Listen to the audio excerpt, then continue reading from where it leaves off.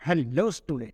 आज हम जानेंगे electronic theory of chemical bonding यानी रासायनिक बंध का जो इलेक्ट्रॉनिक सिद्धांत है इसके बारे में।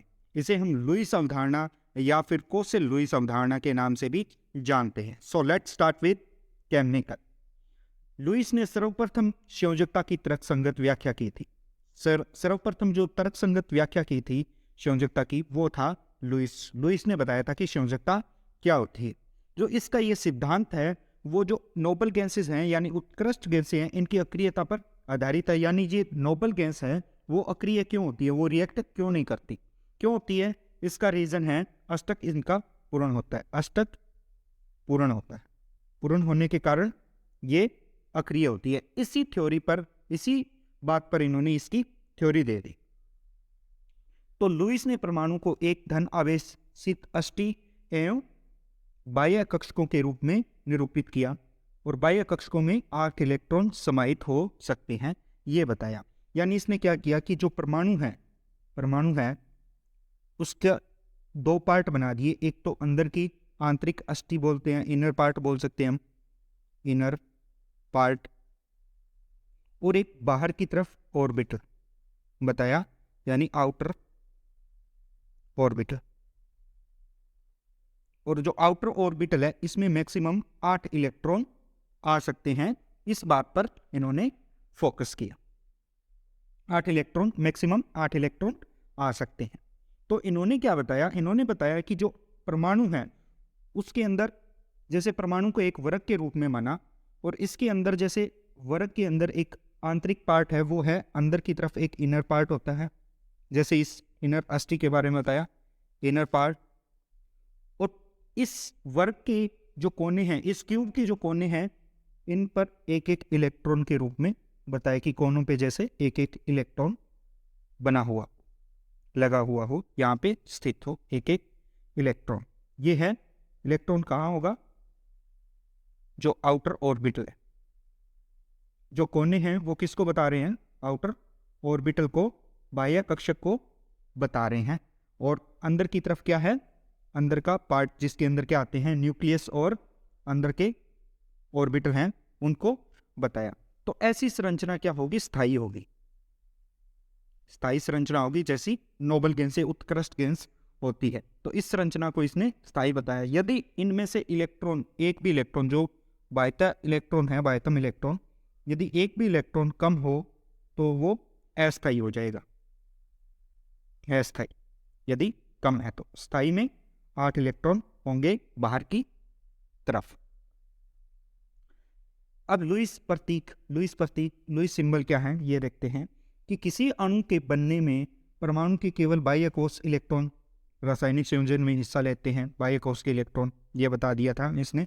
तो और इनकी संयोजकता इलेक्ट्रॉन, इनको क्या बोलते हैं, वैलेंस इलेक्ट्रॉन कहलाते हैं। यानी वैलेंस इलेक्ट्रॉन ही किसी परमाणु के बनने में हिस्सेदारी लेते हैं, परमाणु से अणु बनने में। लुईस ने परमाणु में संयोजकता इलेक्ट्रॉनों को निरूपित करने के लिए एक सरल संकेत प्रस्तावित किया जिसे लुईस प्रतीक कहते हैं। कैसे संकेत, जैसे ये संकेत है, ये लुईस है, तो इसमें परमाणु है, इसके अंदर जैसे लिथियम के अंदर क्या है, एक इलेक्ट्रॉन है, तो लिथियम के अंदर जो एक इलेक्ट्रॉन है, लिथियम के साथ में एक बिंदु दर्शा दिया, एक इलेक्ट्रॉन। बिंदु को क्या बताया इसने, इलेक्ट्रॉन के रूप में दर्शाया, इलेक्ट्रॉन को बिंदु के रूप में दर्शाया। जैसे बेरिलियम के बाह्यतम कोश में कितने इलेक्ट्रॉन हैं, 2 हैं, तो इसने 2 बता दिया। बोरोन के अंदर 3 और कार्बन में 4, नाइट्रोजन, ऑक्सीजन, इनके जो बाह्यतम कोश में इलेक्ट्रॉन है बाहर बिंदुवत संरचना के रूप में दर्शाया, जिसे लुईस सिंबल कहते हैं, लुईस प्रतीक कहा जाता है। इन बिंदुवत संरचना के साथ में परमाणु को दर्शाना लुईस सिंबल कहलाते हैं। आंतरिक कक्षकों को नहीं दर्शाना, सिर्फ बाह्यतम कक्षक को दर्शाना है। जैसे इसके बाद में क्या आता है, सोडियम। सोडियम के अंदर बाह्यतम कोश में कितने इलेक्ट्रॉन होंगे, 1 होता है, तो इसको 1 के रूप में दर्शा दिया जाता है। मैग्नीशियम, इसके बाद में मैग्नीशियम है, मैग्नीशियम में 2 होते हैं, 2 इलेक्ट्रॉन के रूप में दर्शा दिया। तो ये हो गया लुईस सिंबल। लुईस ने क्या बताया, लुईस ने इस अवधारणा के अंदर परमाणु परस्पर रासायनिक बंध बनाकर संयुक्तों पर अपनी स्थायी अष्टक के रूप में प्राप्त करते हैं। इसने बताया कि जो एटम है, एटम ए और एटम बी आपस में तभी संयुक्त होंगे जब वो अष्टक को प्राप्त करते हैं। यानी संयुक्त होकर क्या बनाते हैं, अपने अपने अष्टक बना लेते हैं, अष्टक। अष्टक, अष्टक पूर्ण करते हैं, यानी बाह्यतम कोष के जो 8 इलेक्ट्रॉन हैं वो पूरे कर लेते हैं। इसके भी 8 होंगे और इसके भी 8 हो जाएंगे, तभी ये रासायनिक बंध बनाते हैं। ये बताया था लुईस ने। अब अष्टक का नियम भी बताया दिया था इसने। तो अष्टक का नियम क्या है? अष्टक का नियम है कि परमाणु का संयोजकता इलेक्ट्रॉन के एक परमाणु से दूसरे परमाणु पर स्थानांतरण के द्वारा अथवा संयोजन इलेक्ट्रॉन का सहभाजन के द्वारा होता है। इसने बताया कि इलेक्ट्रॉन परमाणु है वो एक से दूसरे पर या तो स्थानांतरित करते हैं इलेक्ट्रॉन, या फिर वो शेयरिंग करते हैं, जिसके द्वारा किसका निर्माण होता है? बंध का निर्माण होता है। और इस प्रक्रिया में परमाणु अपने संयोजकता कोष में अष्टक प्राप्त करते हैं, जिसको अष्टक नियम कहते हैं। यानी बंध बनाकर वो क्या कर लेते हैं? अपने अष्टक को पूर्ण कर लेते हैं। इसी को ही अष्टक का नियम कहते हैं। अष्टक का नियम थोड़ा सा समझ लेते हैं। कैसे? जैसे परमाणु में सोडियम है और क्लोरीन है, इनके अष्टक अपूर्ण है। अपूर्ण है तो ये अस्थायी है। इनके अष्टक बाह्यतम कोष में 8 इलेक्ट्रॉन नहीं है। जैसे सोडियम ने 1 इलेक्ट्रॉन कैल्शियम को दे दिया, और ये सोडियम किस में आ गया? सोडियम प्लस यानी धनायन में। और क्लोरीन किस में आ गया? ऋणायन में। तो अब इनके बीच में क्या बन जाएगा? बंध बन जाएगा। किसके द्वारा बना है? ये ट्रांसफर इलेक्ट्रॉन के स्थानांतरण के द्वारा बंध बना है। और ये क्या होंगे? दोनों स्थायी हो गए। क्यों? क्योंकि इनका अष्टक पूर्ण हो गया। अष्टक पूर्ण हो जाने से ये स्थायी हो गए। ये है अष्टक का नियम। स्थायित्व प्रदान करने के लिए ये नियम बताया था कि स्थायी कैसे होते हैं परमाणु। ऑक्टेट रूल, इसको ऑक्टेट रूल इंग्लिश में कहा जाता है। नेक्स्ट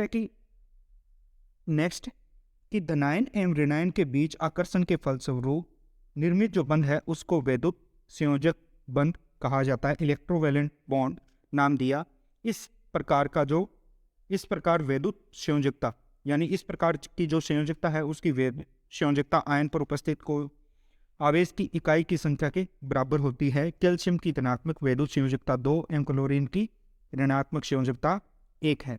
ये क्या कह रहा है कि जैसे धनायन है कैल्शियम +2, इसकी जो वैद्युत संयोजकता है वो होगी 2, धनायन के रूप में है तो 2 होगी। और अगर ऋणायन है जैसे क्लोरीन माइनस, तो इसकी संयोजकता क्या होगी? -1। यानी इनकी संयोजकता है वो इनके ऊपर उपस्थित आवेश के बराबर होती है। कैल्शियम +2 की संयोजकता 2 होगी और क्लोरीन माइनस की संयोजकता 1 होगी। इनकी 2, इसकी 1, किसके बराबर होगी? आवेश के बराबर। धनायन की संयोजकता हो चाहे ऋणायन की संयोजकता, वो आवेश के बराबर होगी संयोजकता। लुईस अवधारणा से ये कॉन्सेप्ट निकल कर आता है। ये थी लुईस अवधारणा के बारे में क्लास 11th में दी हुई जो इम्पोर्टेंट पॉइंट दिए हुए थे वो थे। क्लास 11th और 12th के और अधिक वीडियो देखने के लिए इस चैनल पर बने रहिए। आगे की वीडियो आती रहेगी। तब तक के लिए धन्यवाद।